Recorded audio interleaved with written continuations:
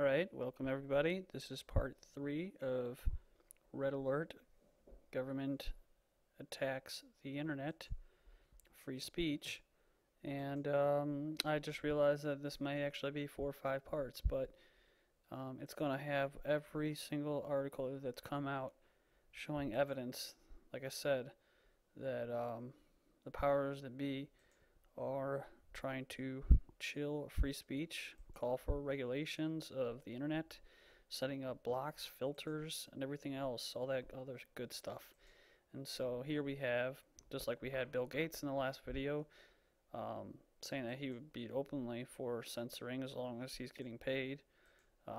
It says Microsoft's Monday calls for internet driver's license. Mandatory tests would apply to all citizens before using the internet. And this is what I was talking about. It says Microsoft's chief strategy officer has suggested that people should undergo mandatory training before being allowed online. I mean, wow. Craig Mundie, speaking at the World Economic Forum in Davos, proposed a 3-tier system of authentication for people, devices, and applications. Mundie acknowledged that this would mean some loss of anonymity, but said that people are used to having to present identification in other areas of life and that the internet should be no different. If you want to drive a car, you have to have a license to say that you are capable of driving the car. No, that's just really just to get people used to showing their ID in order to do that, and just like license plates, transfer of ownership to the state. It says the car has to pass a test to say if it is fit to drive and you have insurance. People don't understand the scale of criminal activity on the internet, whether criminal individuals or nation states. The community is growing more sophisticated.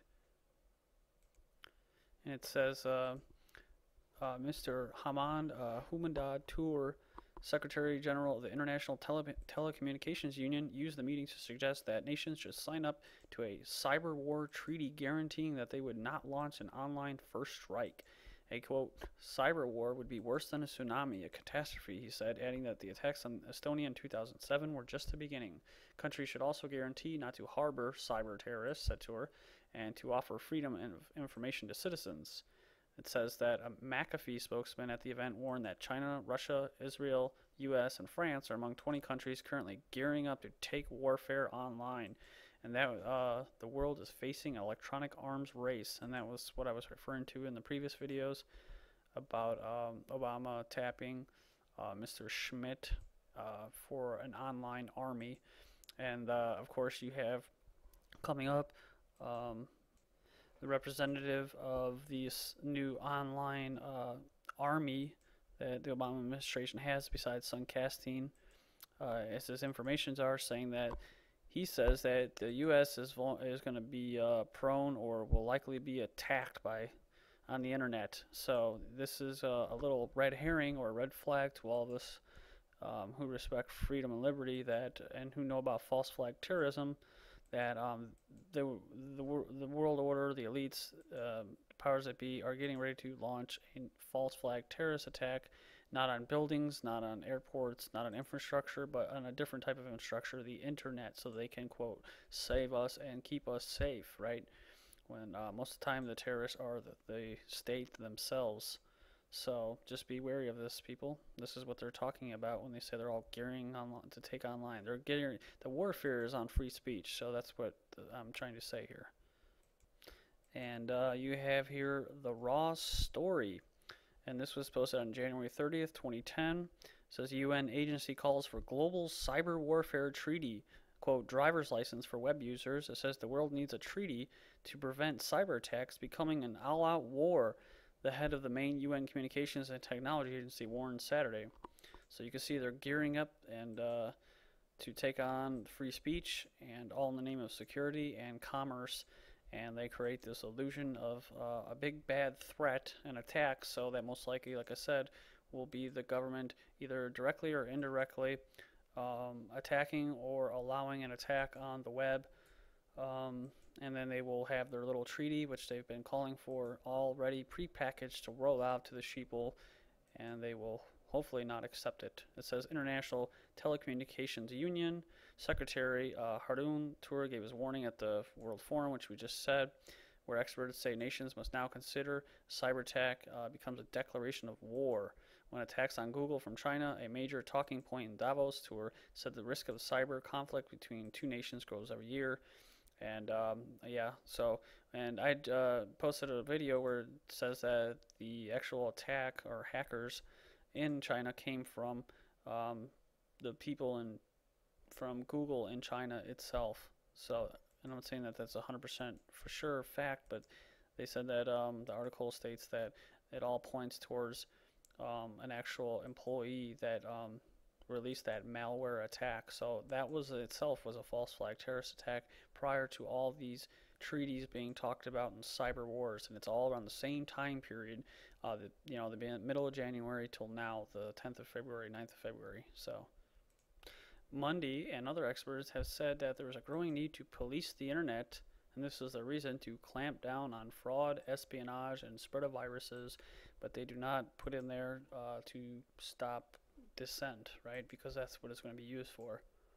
It says people just don't understand the scale of criminal activity on the internet, whether criminal, individual, nation states. The community is growing more sophisticated, the Microsoft executive said. We need a kind of World Health Organization for the internet, he said. And let me repeat this. We need a kind of World Health Organization for the internet. So this is the big one. And then again, he also called for a, quote, driver's license for internet users. And I'm not going to read too much of this, just another article. And this was posted on seattlepi.com. Internet driver's license. Microsoft Mundy wants it. And so there's another one. He is right there, the fascist. So there you go. And just like the Patriot Act before the quote terrorist attacks of 9/11,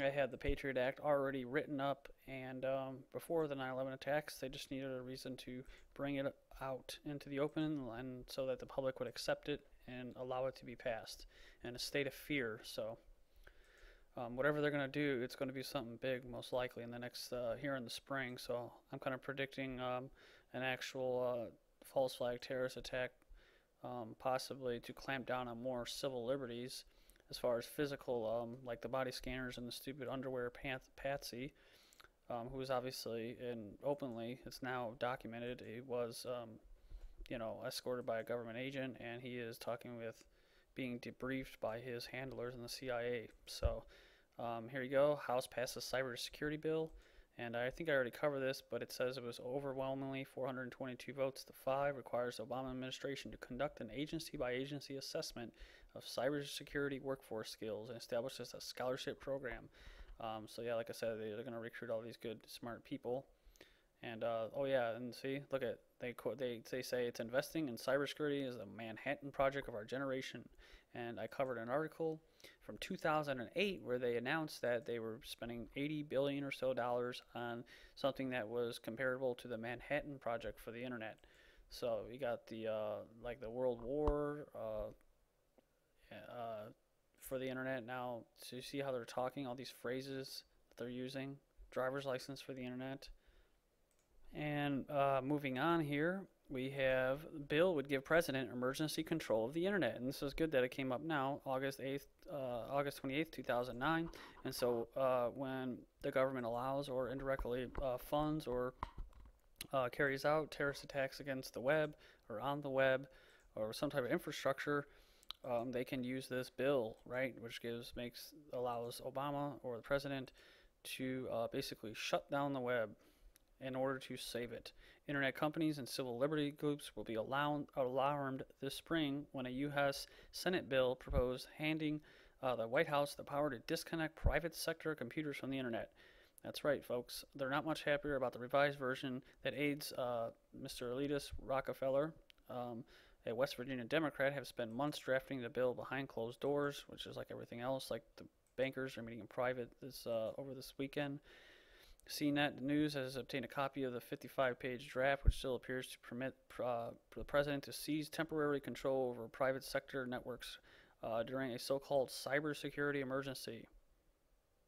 Just like the president can declare, once it's declared emergency, martial law status is in effect, he can declare a cybersecurity emergency relating to non-governmental computer networks. So there you go, folks. I recommend you check out this article, this particular one. So thanks.